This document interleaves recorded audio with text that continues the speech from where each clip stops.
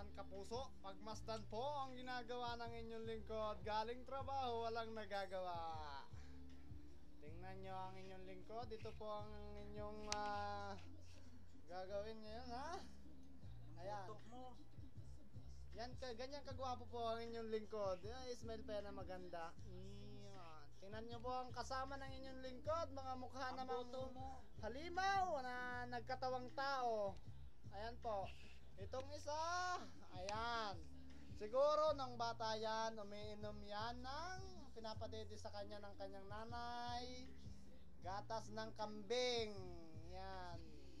Ang inyo pong lingkod, huwag nyo nang itanong. Natural na gatas ginagamit yan. Ayan naman po, yung isang yan. Yung nasa sulok na yan. Masdan nyo pong mabuti. Ayun, sa sulok na yon. Medyo nakahiga na nakatuwad. Yan po si Dennis, nung bata yan. Yan ang cute-cute niyang bata na yan. Alala ko pa, sabi nung nanay niya, pinapadidi sa kanya beer. Ito naman pong isa na to, ayan.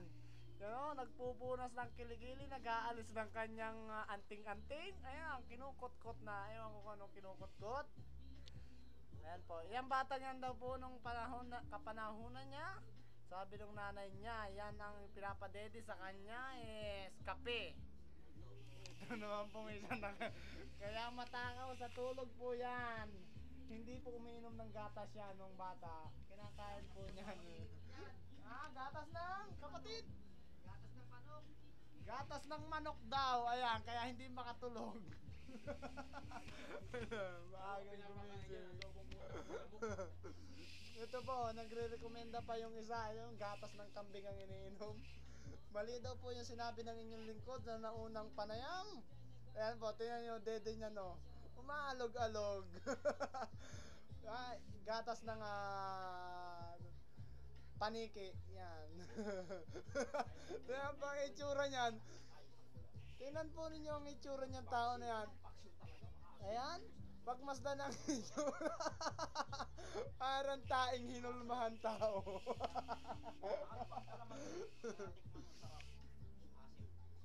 Ayos na po ang inyong lingkod. Wala pong magawa dito sa Saudi. Ganito po ang buhay dito. Walang maiyot. Walang maiyot.